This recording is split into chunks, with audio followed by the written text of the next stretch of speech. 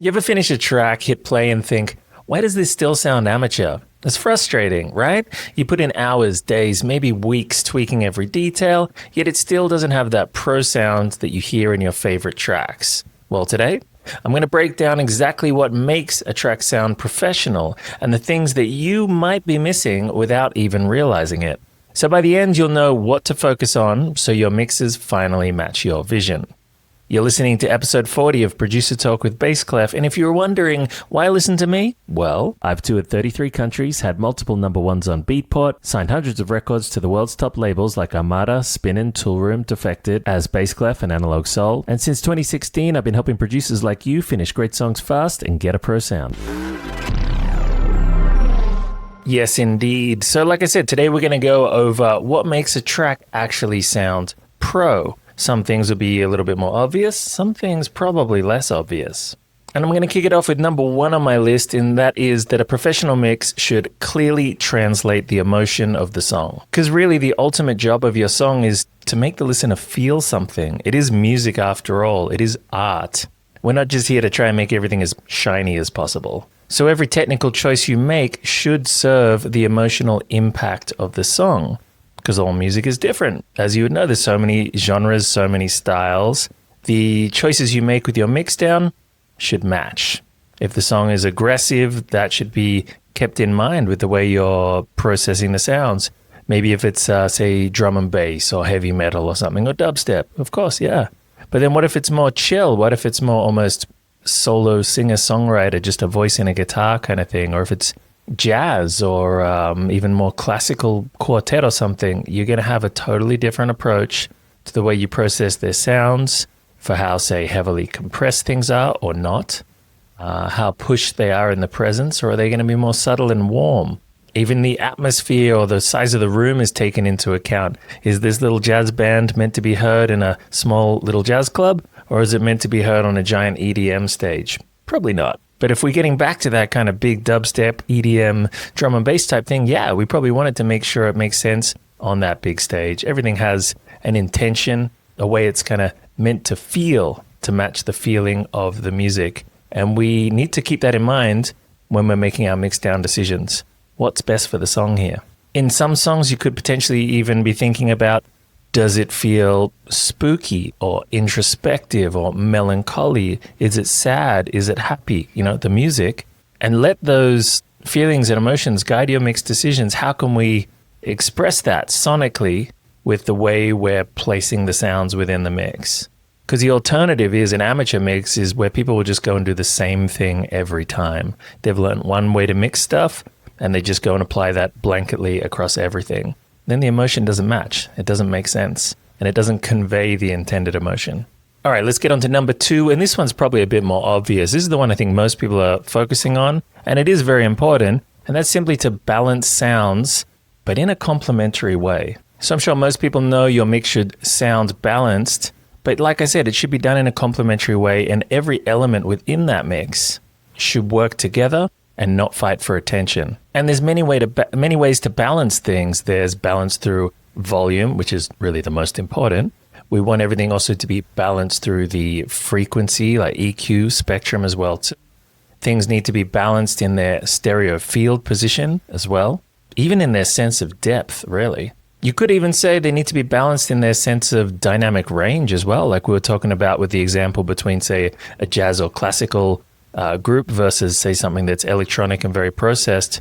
Different ones are going to need a different amount of dynamic range, different amount of compression. Not everything needs lots of compression.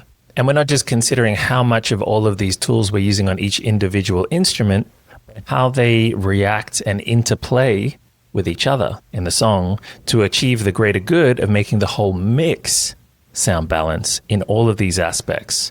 All of those things I listed, like volume, EQ, compression, depth, like reverb and delay, all this stuff, these are just tools. These are just tools we use to help us refine that balance.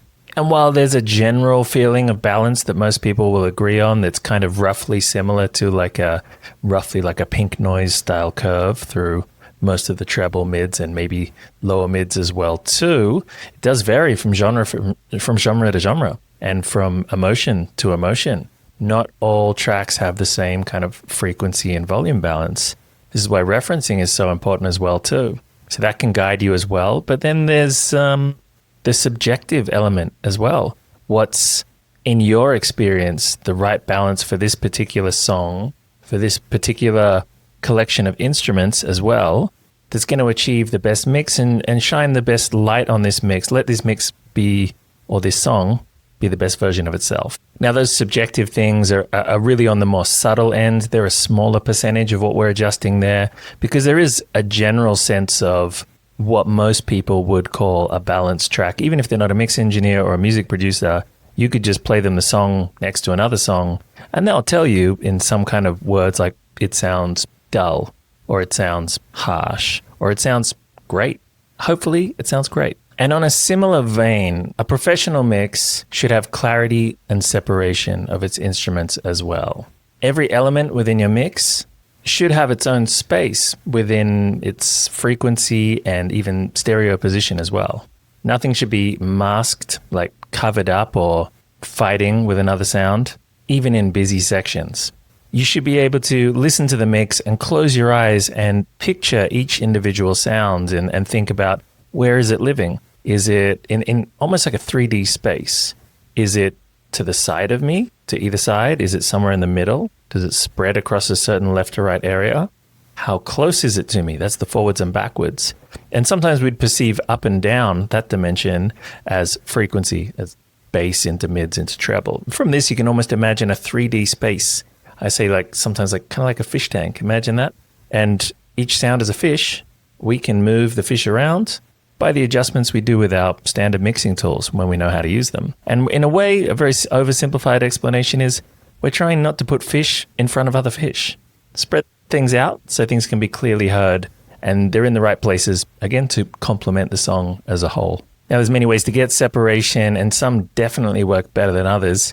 A big mistake I see a lot of people make is where they're trying to achieve separation within their sounds via stereo. So they'll be panning things or using different amounts of stereo width or no width to make it feel like they're separated in that left to right dimension. Problem is, when you hear the mix in mono, all of that completely disappears. So it's kind of a waste of time. What you should do instead is try to achieve separation through volume balance and EQ, because those things persist. They stay the same whether we're in stereo or mono. And then you've got this guaranteed locked-in separation. And then save your stereo processing as the icing on the cake. That's the enhancement, but it's not something you rely on. Now, speaking of all these parts we're getting clarity and separation on, here's the thing. They're not all equal. They might all be great parts. You might love your parts, but they're not all equal in terms of what the song needs. I guarantee you. So the next thing a great professional mix will do is that it will make the important parts shine. In a pro mix down, the important parts have been identified and brought to the front.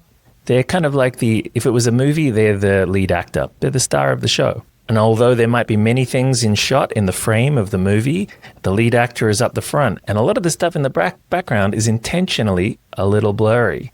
They're pulling focus onto what they want you as the listener to pay attention to. We can absolutely do that the same way they do that in film, TV. We can do this with music as well too.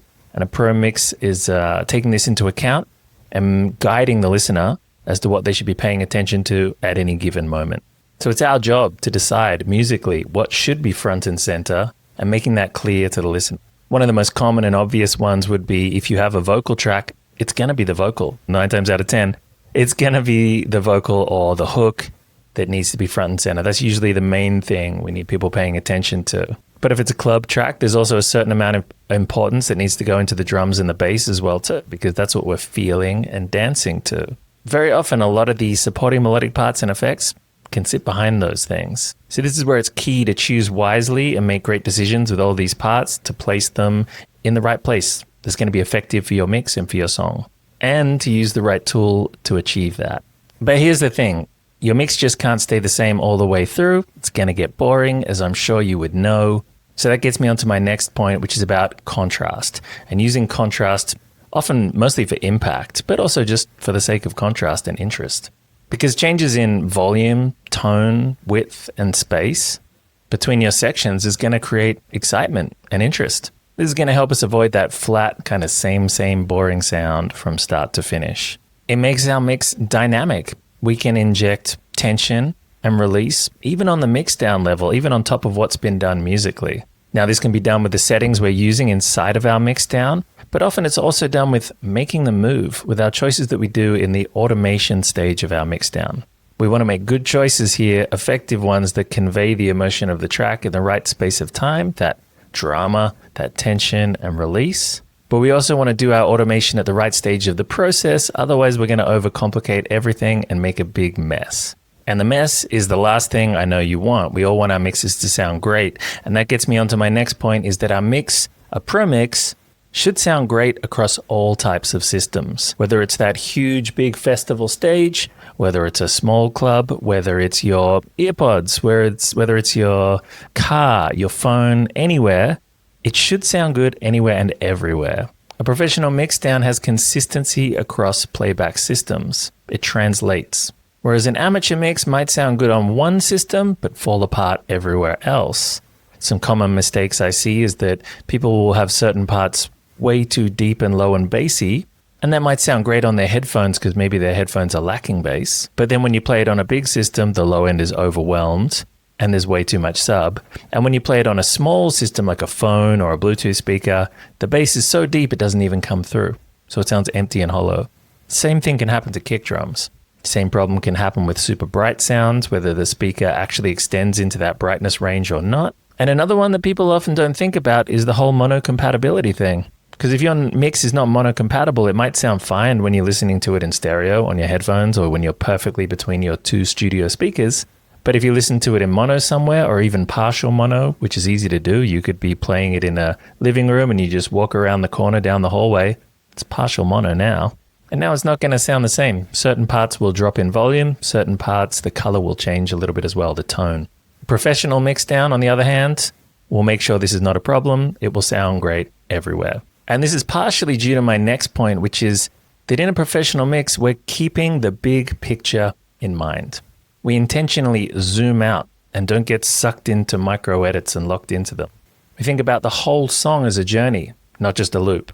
Now, this is much easier said than done. I'm sure you've noticed times when you're working on your mixdown and it's really easy to get pulled into a certain sound and you're really focused on EQing it and processing it. And then maybe you'll take a break or sleep on it, check it out later on, come back to the mix, and you're like, why was I messing with the hi-hat when the vocal has all these terrible problems? And we can end up wasting loads of time on that if we're not trained on how to keep perspective, how to keep things in check, and be aware of that bigger picture. Because like I always say, a mixdown is not just about making each sound amazing by itself. It's about making them work together and sound amazing as a whole.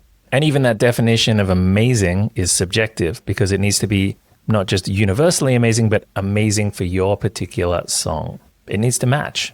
So some great things that help for this is, taking breaks, definitely referencing, not listening too loud as well while you're working. Try when you're working on your mixdown to be mixing it around about talking volume. Your ears can easily get very tired and then they just don't become as responsive and you kind of almost can't trust them. You might have noticed sometimes before when you've been working on music all day and by nighttime you almost feel like you can't make a decision. You're like, I'm not sure anymore. This is a sign your ears telling you they're worn out. Go to bed, get some rest, and they will work better in the morning. But even if your ears are working great, you can't avoid the problem of just starting with bad sounds. That gets me onto my next point of, we often say in the music industry that garbage in equals garbage out. I remember hearing that back in the days when I was in my rock and roll days before I was in electronic music.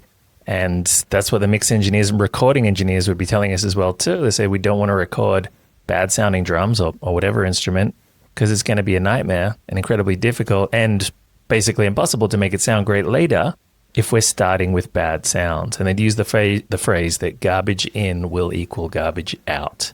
And it absolutely applies for dance music as well too. Or any electronic music, any music at all. There's only so much heavy lifting that your mixdown can do. So you're much better off using it to sweeten your song where you chose good sounds rather than start with bad sounds and spend the whole time scrubbing and polishing to still have it not even come out as good. So before you decide that your song is ready for mixdown, definitely make sure you've spent a decent amount of time picking the best sounds possible or sound designing the best sounds possible. Compare them to your reference tracks and check this should be pretty close. I would normally recommend that you try to find or make sounds that feel about 80% there. It's going to make your mix down so much easier. It's going to make the final product sound so much more amazing. It's going to be so much more fun too. You can focus on being creative with your mix down rather than just trying to fix problems. And you might think, I don't want to spend all this time comparing and finding sounds. But if you don't, you're going to spend loads of time trying to fix those sounds in the mix anyway. Either way, it's going to take time, so you may as well do it the right way. And then once you've got those good sounds, you can reuse them in so many tracks. So it's actually an investment in your time. It's costing you more time if you don't do this. But keep in mind your creativity when choosing sounds. Not every sound needs to be perfect, and maybe at first this is harder to identify, but over time you'll notice it more. Because my next point is to keep in mind character over perfection. A pro mix won't always seek absolute perfection in every sound or even in the mix itself if the character outweighs the perfection, if there's some cool vibe about the sound. I'm sure you've noticed it at least once or twice where you're working on something and you're like, it's a little nasty, but I kind of like it, right? Or it's a little weird, but I'm digging it. Let's go with it, Embrace those moments. When it has some kind of special, unique character about it that matches the song or connects with you, that's important. And the longer you do this, you'll start to notice that more and more. But I think that maybe a big part of it too is first you figure kind of what perfect is, and then it's easier to break those rules. And then it's easier to start having more fun with using more character, full sounds, and not having to try and always polish everything to so-called perfection. You can use that nice combination of a mix of perfect with intentional character. But that's much harder to spot if you haven't worked out what perfect is yet anyway. And maybe perfect's not the right word really here, because we talk about a lot that perfect doesn't really exist. Is it my perception of perfect? Is it yours? You often say perfect is a unicorn that you will never catch. But what I mean is it what most people would universally agree is polished and professional, something that sounds good as the top commercial standard for that genre. And finally on my list, and it's kind of an appropriate place, is in a professional mix, we know when to stop. And the mix engineer stopped at the right time, because chasing endless tiny improvements can suck the life out of your track. You can start going backwards. You might have noticed times when you've been working on a song and you got it to what you felt like was, 98%, 99% or somewhere up there. And you were really fighting for that last 1 to 2%, or maybe even fighting for that last 10%. You get to that point of diminishing returns where it's not really getting that much better. Sometimes it even starts to go backwards. And this damages so many songs, and it's one of the elements that can hold them back from not being professional sounding. And not just on the current immediate song, it also affects, many people don't realize, but it affects the future songs coming up as well.